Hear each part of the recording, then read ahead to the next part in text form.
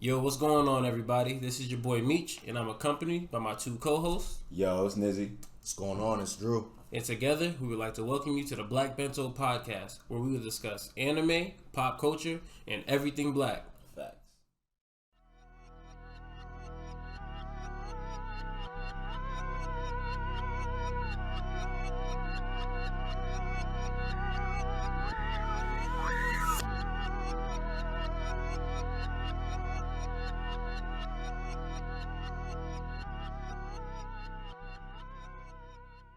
Alright, so Black Bento, what does that mean? Why did we come up with this? Why are we even here right now? Why are you listening right now?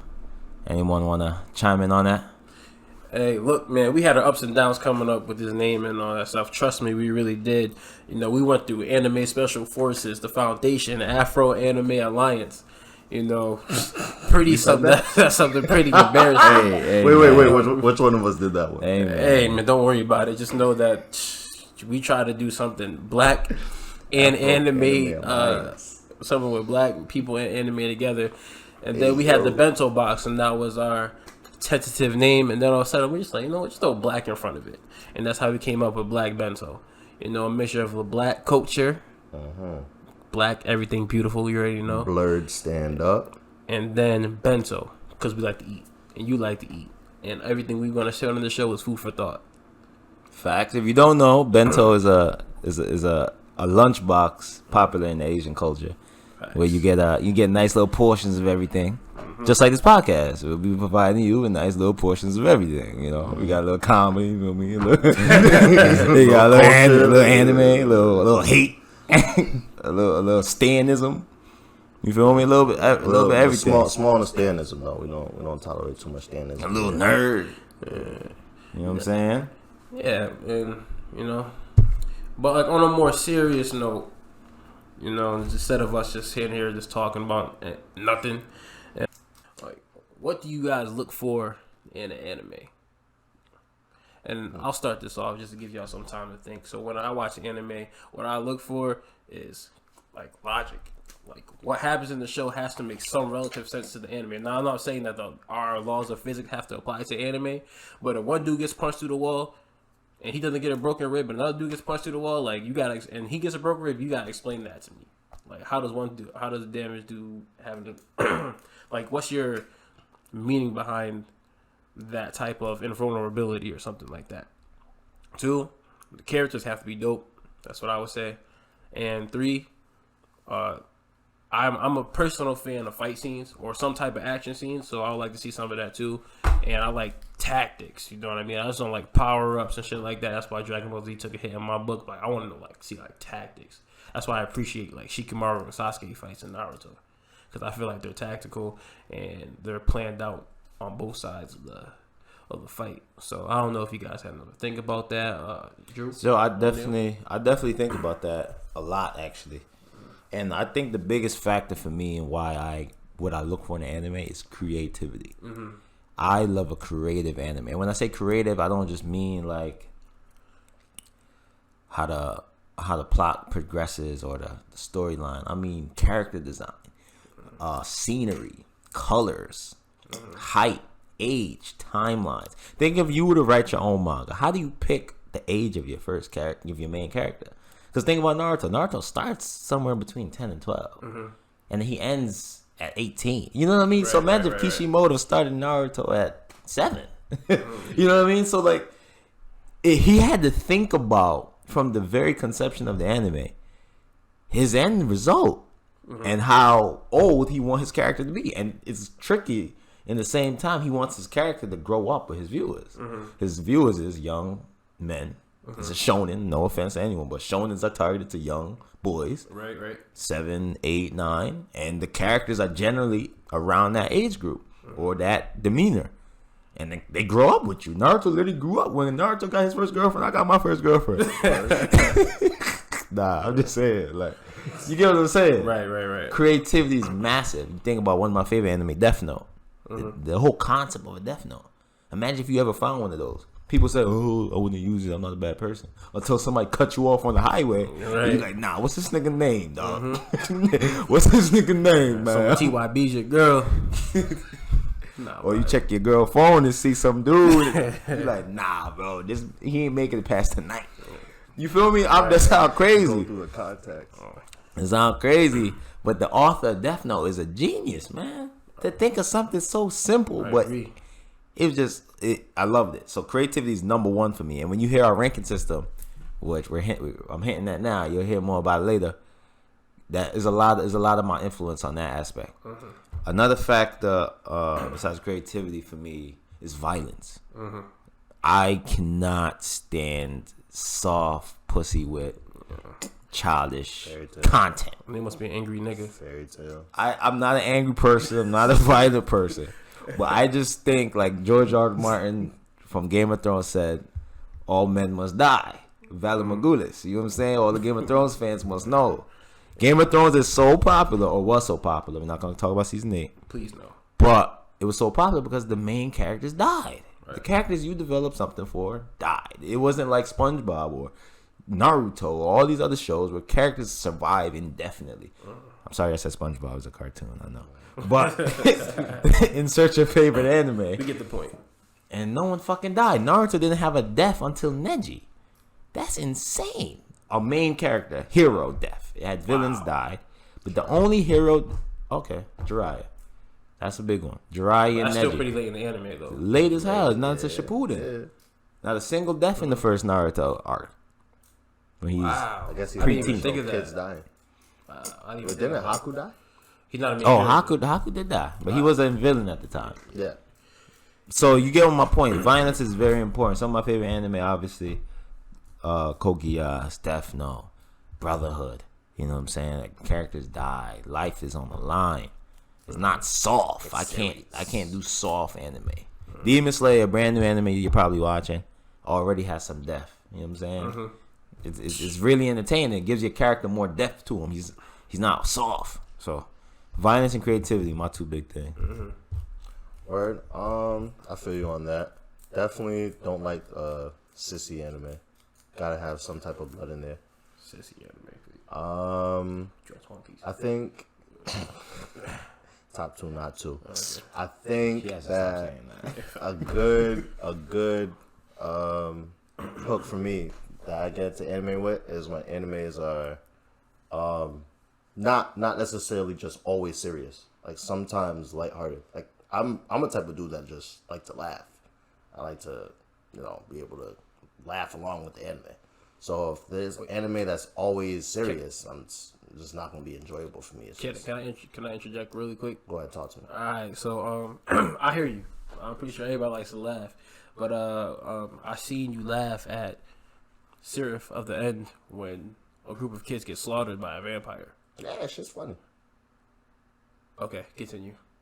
Is it not? Alright.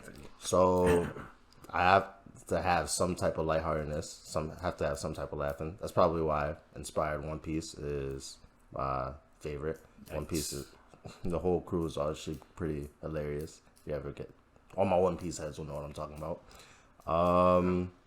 Action has to be definitely in support in there. I definitely need some type of creativity on, like, no BS. It has to be very unique. I think is more where I'm hitting with creativity. So an anime that tends to like use or shuffle other ideas from past anime is not going to catch my attention as early as an anime that's very unique and starting in and of itself. So think like when I see shows like Inuyasha, where no one's really done the demon thing before that, and they had this dope plot of starting up and finding these jewel shards scattered out, and the demons and the whole universe created around it. That kind of intrigued me, so that's what made me want to get into shows like that. And after I see shows that replicate that idea, it's harder for me to give them a chance because I already seen the potential of it and how good it was done the original first time. Even like learning about aspects of Naruto that were done by shows prior to that kind of just makes me not like devalue it entirely, but it gives me more inclination to give the past shows behind it some more props. So definitely uniqueness, creativity, action, and some type of humor to it, which makes a good anime for me. Yeah, I hear all that. I will chime in and say that I understand that we like to see anime come up with stuff on their own. So like Demon Slayer is doing something really cool. If you haven't watched it, light spoiler. The main character has heightened sense of smell. I've never seen that in any show in my entire life. It's insane. This man could smell threads that don't exist. They need to hire this dude to come work for cops or some shit. Fuck the dogs. They need to hire Kenjiro to come sniff out drugs because this nigga can smell you from up the block. But anyway, that while that is a impressive feat, and I understand what you're saying, Andrew, I don't think you could really get mad when you watch pure shonen and shonens are similar to shonens. You know what I mean? It's like it's a recipe they follow. No. You know what I'm saying? It's not I'm knocking the shonen recipe. It's more like the uniqueness of more of the universe in comparison to each other. You know what I mean? Naruto's universe is nothing like One Piece's universe. One Piece's universe is nothing like Bleach's okay. universe. So the setting. Yeah. Okay, so One Piece, some type of uniqueness. One Piece does have that in the pirate setting. There aren't many, or if any, pirate animes. I haven't heard of any popular ones. Yeah, no. You know what I'm saying? And Naruto took the ninja route and nailed it, and I'm happy about that. Because I imagine if Naruto didn't do ninjas. I think Naruto was the first one to use like chakra. Chakra is pretty dope. Well, I mean, if you're talking about that aspect, I mean, isn't chakra almost relatable to like spiritual pressure? Or, I mean, they all have a similar thing. That's one thing I find that's pretty cool too. How they keep on getting creative with. Yeah, like spiritual pressure, powers. Magic, chakra, hockey, like. Many ways of saying the same thing. You ever think they're gonna like run out with the? Yeah, I don't know. With the aura. Like that, they're the source of their powers. Like, yeah. I don't see that's a problem. They just reuse it. There's no way to get around it. They just call it something else. Yeah, but that's actually pretty creative the way they've been doing it. At some point, you think they're gonna like the names are gonna just. It's gonna start making shit up. Well, man. I mean, you can use magic whenever you want to use magic. Shadow energy. Magic is what? Magic is unlimited. Man. Faith, hope, friendship, fairy tale, and all that stuff. But you know what I mean? Like, it's pretty dope. And that creativity aspect, I know, like people go toe to toe with that. You know, I like how O'Neal broke down what he meant by creativity. Because as soon as you say creativity, I'm thinking like plot. Like, how is this plot different from others? But when he actually broke down character design, setting, you know, all that stuff, like I pay attention more to the author's mindset more than the plot. Like the plot's cool and all, but like Attack on Titan's an amazing plot. Amazing plot. Very tricky. If you read the manga, you know what's going on. But I'm more impressed with the whole concept of Titans. Who the fuck would have thought of that? When I first seen Attack on Titan, that was my very first thought. I'm like, yo, this is so creative. They're humanoid creatures and eat humans. You know what I'm saying? They don't have no genitalia. They just blank expression, no minds. And there's different types of Titans at that. And have no hunger desire. And they simply kill Titans just to kill. They kill humans just to kill humans. Right. And the way that the infantry fight Titans is even more creative. You think that he would give them guns or like some crazy shit. This dude gave them fucking jetpacks and chain hooks with swords. Like, what the fuck? Like, yo. Yeah, I agree. And the whole concept of like back on the Titans, like the fact that you can only kill them on their napes, the different types of Titans, abnormal Titans, colossal Titans. You know, amongst 11, the attack Titan. To be honest, that is a creative way. Card Titan, like this is dope. Bro, like they even have to slice the back of their neck. Like, bro, Attack on Titan is insanely creative. Like, just besides the plot's amazing. That's why when people say it's going down as one of the best, it will. It's an instant classic. No, I'll jump. I think it's top number. I think it's number one. Because let me tell you this: when you erase all your memory, what's going on in Attack on Titan, back to the very beginning, you don't know where Titans come from, none of that. And you think about fuck, I lost my train of thought. What was I gonna say? Thinking about like what one of the characters, how Eren even discovered he was a Titan. Oh yeah. So thanks. I was thinking about. I enjoyed the anime before Eren could turn into a Titan. Like I was already cool. Like if this is how they fight, bet. Like I had no care in the world for him to turn into a Titan.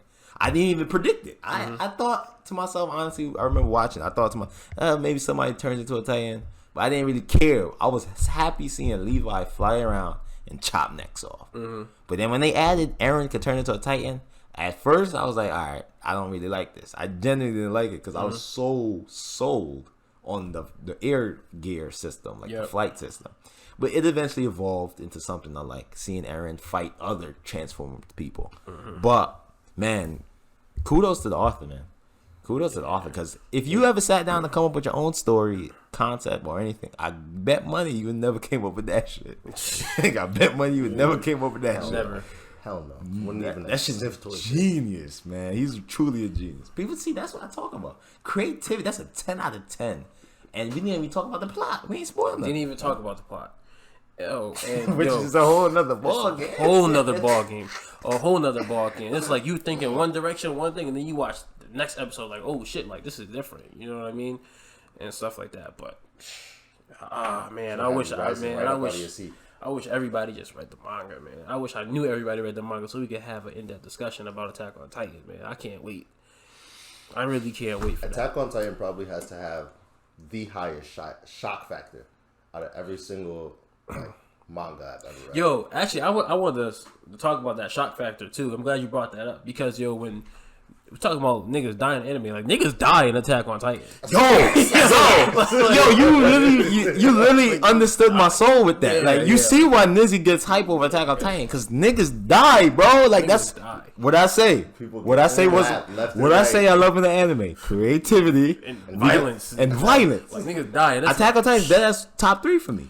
Bro, everyone dies in that shit. Bro, I think that has the highest body count in any anime I've ever watched. Nah, Berserk. You gotta I gotta watch Berserk. But I mean, like I mean, if y'all main characters, Berserk, they kill a lot of fodder people. Bro, the Scout Regiment has 9 people. Bro, when he has 9 people. Bro, when they attacked the Ape Titan and he slaughtered, there was like 7 people left. Bro. They went from a squad of like 300 to 9 people in one episode. Like come on now. Erwin, the fucking commander, spoiler alert. You know what I'm saying? The fucking commander, dog. And then to give Levi the choice to pick which one. Mans was literally practicing his pitches on him. Yeah. Man said, you want a curveball? You want a heat? Erwin looked at his troops and said, we're about to die, so are you riding or not? We're gonna die either way. So you want to die fighting, or you just want to cower and die? And everybody was just like, "Fuck, you might as well just die fighting." You know what I mean? So and they died. Man, oh man! If you don't watch Attack on Titan, man, or you don't read it, man, you missing out, man. Pretty beat speech. Let me ask y'all a question: would y'all die for Erwin there? Yeah, I mean, he convinced me, and I was in the show. I wasn't even in the show. I was like, facts. I'm not gonna say he convinced me, but at that point, it's not him that's convincing me. It's the circumstance that's convincing me. Like we're gonna die regardless. So. You know what I mean? We're surrounded by colossal titans, man. You know what I mean? We have titans on behind us, titans in front of us. Erwin was such a good leader that you would follow him into anything. When I was watching that, I was really unconvinced that he was going to get them all to run into that charge and take on that titan. I, honest to God, thought some of them were just going to dip. Eren, he has that ability to just, to tap into your heart. You know what I'm saying? He's straightforward with you. Like, yo, this is what we're gonna do. The guy's like, yo, are we gonna die? We've seen. He made me think they were gonna live. We've seen leaders like that in real life. Martin Luther King and all these people. Imagine getting 1 million people to march on Washington. You know what I'm saying? Like, that's the same. It's the same effect. So seeing Erwin do it is not a surprise. Yeah, but 1 million people to charge towards a giant hairy Titan. And they died. But they bought that life though. They bought that life. I mean, yeah. They wasn't really much different back in the 60s when they was getting housed by fucking water pipes and arrested and attacked by dogs. It's not as bad. Yes. It still required some bravery.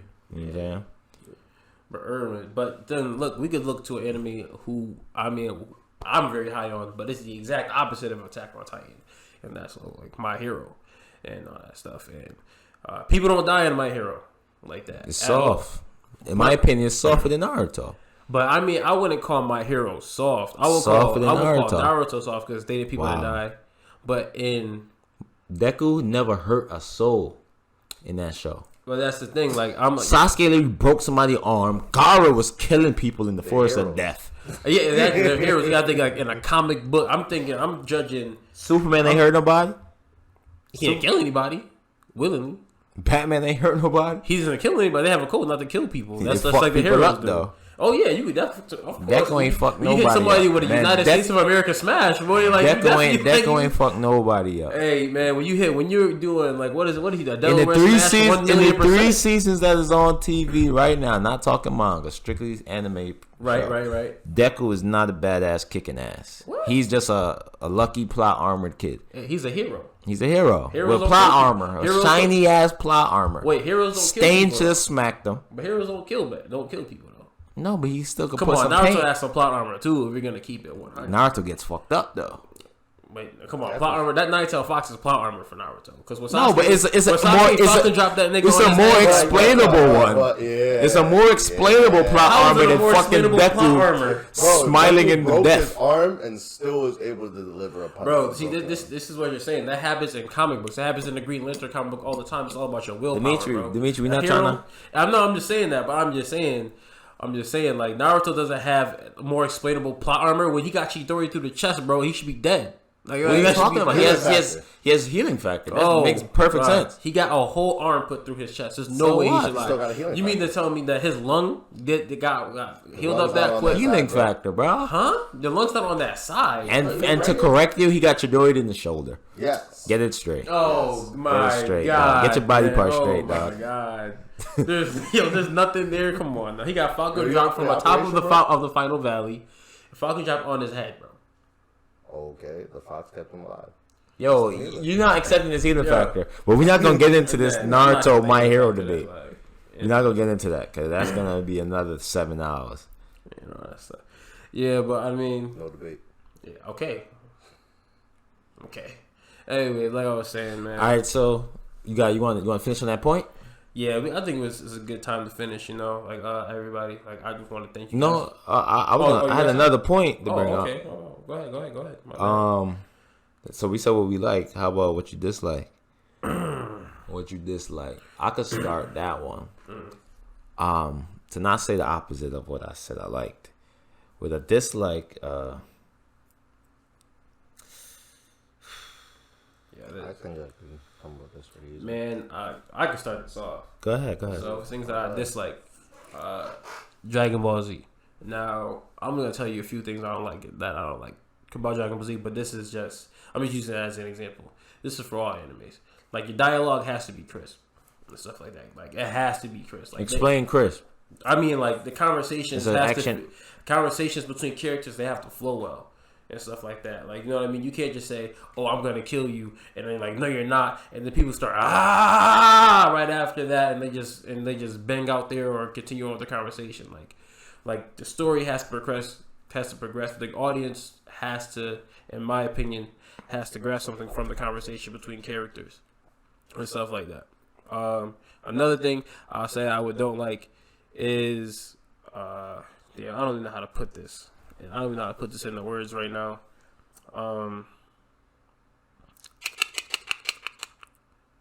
The fuck was that?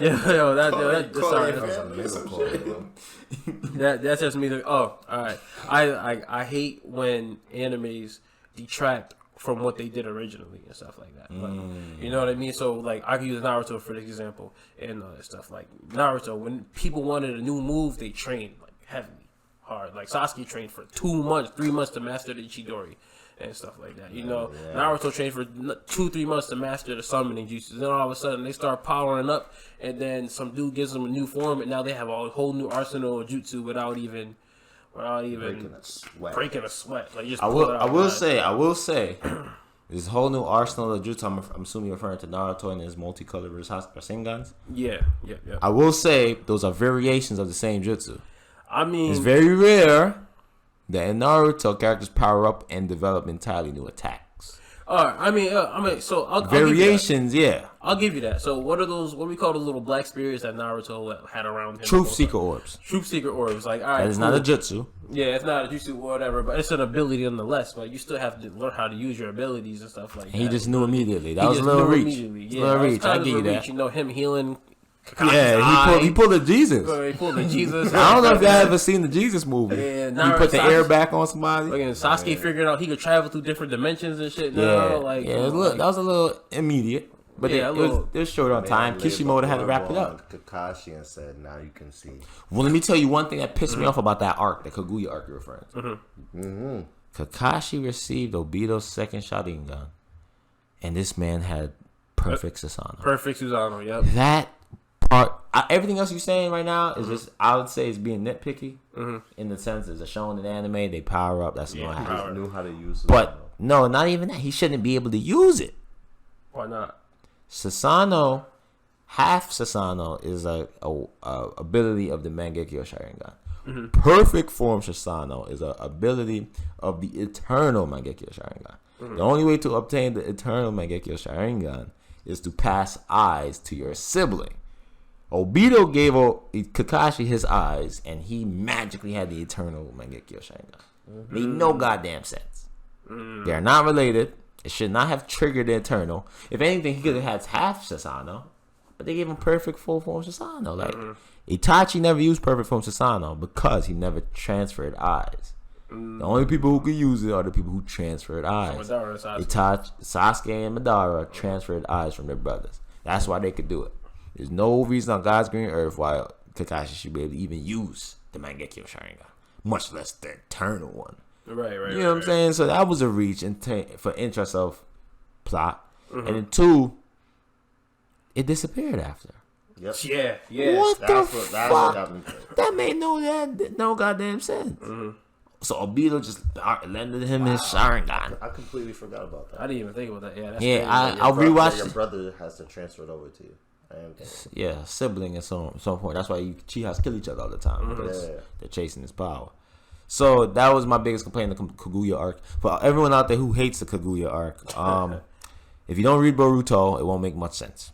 And I can understand your frustration. But I encourage you to read the Boruto manga. Do not watch the show. The show is completely filler. The manga is an entire different storyline from the show. And it explains why Kishimoto had to end in such a fashion to set up for where the manga's going. And it's really entertaining. And Boruto is really good. You should watch it if you're a Naruto fan, or you should read it if you're a Naruto head. But He's a prodigy. Give Kishimoto some credit before you bash him for his ending arc. It wasn't an easy anime to end. Everyone talking shit about Naruto's ending, but you wouldn't have ended it better. Oh, ended at Madara. No. That doesn't set up for Boruto. If you ended at Madara, you know what I'm saying? Now you don't have another spin-off to make more money off of. You feel me? So read Boruto is my piece on Naruto's ending. Yeah, go ahead. That's fair. I mean, yeah, that's fair. I mean, Boruto could have had a different origin, but I agree. Definitely, the Kaguya art definitely sets up Boruto and all his brokenness up pretty well. You know what I mean? You got a moon clan of people now. Yeah, it's strange. Not gonna lie, I'm not saying I love it. Not saying I love it, but and the plot thickens. The plot definitely thickens. Yeah, but you understand. Oh, and we do get introduced to a new ocular ninjutsu, Kekai Genkai, whatever. Ocular jutsu. I think it's called like the Tenseiga or something. Tenseiga, something like that. We still don't know what it does, but hey. You know, it's not actually the first time it was introduced. It wasn't, really? No, it was actually referenced in the movie of the Atsuki people. Oh, really? Naruto, the last when he dates Hinata. Oh, when he goes to the moon and shit. That's the eyes they got. Yeah. Same eyes as Boruto. Yeah, you know what's crazy about that? They said the movie was canon. It is. Why wouldn't it be canon? Didn't they blast a hole through the moon? Yeah. So did someone just repair that moon, or like? I don't set the rocket ship up. Did someone just repair that moon? Because in the, I mean, it's not out of the realm of Sasuke's abilities. Yeah, he just looked at the moon. And Sasuke went to another dimension, just got a whole new moon. It's not out of the realm. Planetary devastation, man. Just made a whole new moon. Was it Chibaku Tensu or like Shinra Tensei or something? Chibaku Tensei just bought a whole new moon back. But anyway, back to the original point. What we dislike in the show? Hey, Drew, what about you? What do you dislike in the show? Dislike.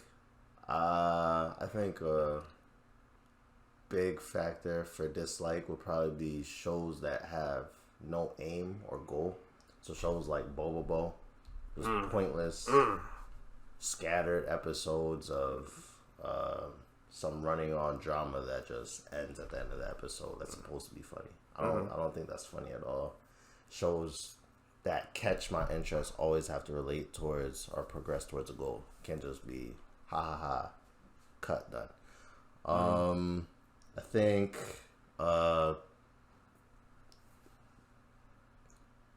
inconsistency in terms of power is definitely like a block for me when watching a show. So like if I see, like to what you mentioned earlier, if I see somebody get punched and get hit in the wall and his ribs crack, but somebody else get punched, hit a wall, and his ribs don't crack, 2 + 2 is not equaling 4 in that case. You don't have to make it add up. So things like that happen. It kind of makes me side look at anime. It made me think, yo, you guys really didn't put in much time and effort into making this add up and making it align. So those are 2 big things I can't stand. Gimmicky, I can handle to a certain point. What do you mean by gimmicky? So when I mean gimmicky, I mean something like One Punch Man. One Punch Man is everybody know that fire opening. I can't stand One Punch Man though. Don't knock it till you try it, man. Yeah. I can handle One Punch Man only because it catch me with the animation, and it catches me also when he's serious. That man's is serious. It's a comedy, man. I love when it's an action comedy. That's a comedy. genre. It's a comedy, but when One Punch Man, when he actually got definition in his face, when he actually got eyebrows on, that man's is a problem. So it's hilarious, man. I enjoy how they do the little switch up. They definitely create a perfect balance of it. But when it gets into over gimmicky, I can't stand it. It just makes an example of a show would be what? Of over gimmicky? Because Gintama. Yeah.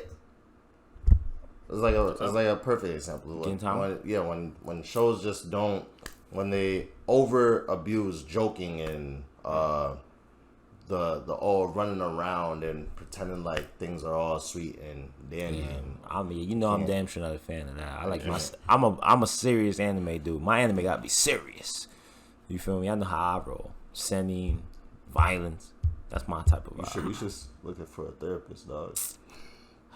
Too much masochism. What's wrong with you? Hey man, I like to watch shows that show a different side. You know what I'm saying? Nothing sweet, nothing soft. If I wanted to watch a cartoon, I'll go watch SpongeBob. You feel me? If I want to watch some real shit. You don't watch any. When you watch anime, you coming to watch some real shit. I mean, I can't really speak on this because I watched some anime that didn't have any like love anime. Like you know, that's a whole other genre. But if we talking shonen and seinen, you feel me, and go to core anime, that's some subgenre shit y'all talking about. Shoujos and slice her life. Like if you like slice of life, dog, do your thing. I don't got nothing against it. I've watched a few slice of life animes. Yeah. I hear you. Angel Beats is a dope slice of life, John. Fruit Baskets, man. Where I haven't seen Fruit Basket yet. Hey, it's on Crunchyroll. I highly suggest everybody watch it. What I meant to say to Andrew's point is Attack on One Punch Man is actually an action comedy. It's classified as a comedy, so you can't really get mad at it. You feel me? The author's literally shooting for comedy. Gimmicky would have to be in an anime that's not even aiming for it, and they on some bullshit. Yeah, so bo. Yeah, like I could never watch that shit. Or even Space Dandy. Yeah, I never even decided to click on Space Dandy. I seen the cover art. Yeah, it's slow for that anime. Swipe.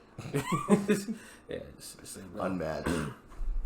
All right, so one thing I dislike, I have to say, pacing, just to be something different. You know what I'm saying? Pacing of an anime has to be on point, man. Like Black Clover. Black Clover is a very recent example. If you've been watching Black Clover, Black Clover started off great, man. Started off really good. Great characters. It was funny. It was decent action. The pacing was cool, but when they got up to the after they killed Veto, the Queen of Witches arc. They got to the Queen of Witches arc, the home of the witches. They rushed the hell out of a arc that they didn't even need to rush. Like I don't understand what they were thinking, dude. Like they literally skipped 2 like major battles. They did major power ups. They gave people forms and and then 2. Another on top of that, I hate shows that half step. So this is a term from the 80s. Half stepping. Ain't no half stepping. Y'all heard that song? Yeah. Yeah. Okay. In that arc, they take control of Asta. He's like controlled by the evil witch, and he's threatening to kill people. And he doesn't fucking kill anybody. Why threaten the viewers? And we all thinking, man, y'all not gonna do this shit, and you really don't do it. Like, what the fuck? In Game of Thrones, it's like, he ain't gonna do this. Oh, he really did it. What the fuck? You know what I'm saying? Like, don't threat and then not back it up. Black Clover had a lot of empty threats, and I don't dig empty threats in animes. So that's my big thing. Like, pace your anime properly. Death Note, Brotherhood, good pacing. 2, don't hint at shit that you're not really gonna do. Oh, I didn't like how when Asta hit the demon form, and then somehow miraculously was able to put his own personality into it. Like, when I see a demon form, I'm thinking Naruto, Nine-Tailed Fox. I'm thinking Ichigo, Hollow Ichigo.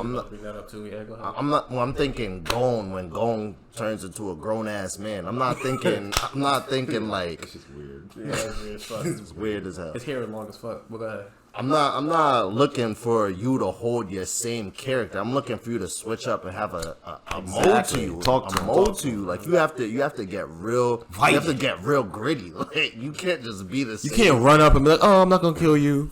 What the fuck, Asta? You're in demon form. Take that wing off, dog. Take that wing off. You making Sephiroth look bad right now. Every nigga with one wing in anime is a gangster nigga. I wanted to crumple up that whole. That play Kingdom Hearts. I know who Sephiroth is. Yeah. He don't walk around with one wing for no reason. No, man.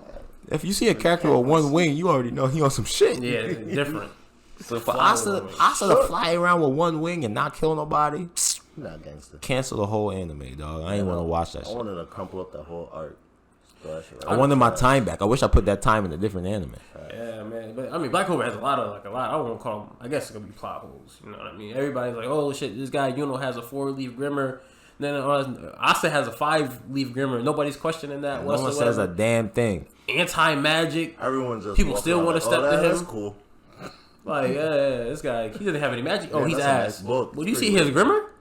Like, you see his grimmer? And you still want to step to this boy? You know what I mean? And I like, since we talking about this arc, I have no problems with, you know, villains changing sides at some point in time. You know, Naruto was notorious for that. You know what I mean? Like, Pain changing sides, Zabuza changing. I don't want to say changing sides, but, you know, deciding to go change their philosophy. Put it that way. You know what I mean? A change of heart. A change of heart. Change of heart, like the Yu-Gi-Oh card. Damn, they banned that shit too. Man, it was hinting at something. And shit, but then like you have characters like, who's the Lars? That's the name, Lars, and the diamond guy from. It don't matter. It don't matter. This dude had his own agenda. Said, "I'm gonna come in here. I'm gonna do this for the Diamond Kingdom," and then all of a sudden he sees Fauna, I guess who he grew up with, and he's just like, you know what? I'm gonna help you, Asta. Now, like, I'm gonna help fight the Can you blame him though? You run into your ex, your whole heart changed. Hey man, it's not. I hope not that quick. I hope you. Hope we got some more resolve. Yeah, go about that quick. At least text her first. Like, you just don't see her one time. Be like, y'all, we're back together, and she's just like, nah, I don't want to be back together. But you're like, nah, we're back together. Then she's like, yeah, you're right. Like, I hope that's not what y'all. That's toxic. That's toxic. That's toxic. Yeah, we've all lived it. Yeah, no, that's not healthy at all. All right, word. All right, we'd like to thank everyone for listening, and remember to like, subscribe, leave a comment, and share with your friends and loved ones. You can follow us on YouTube, Instagram, and Twitter at _Black Bento, and we hope to have you back again.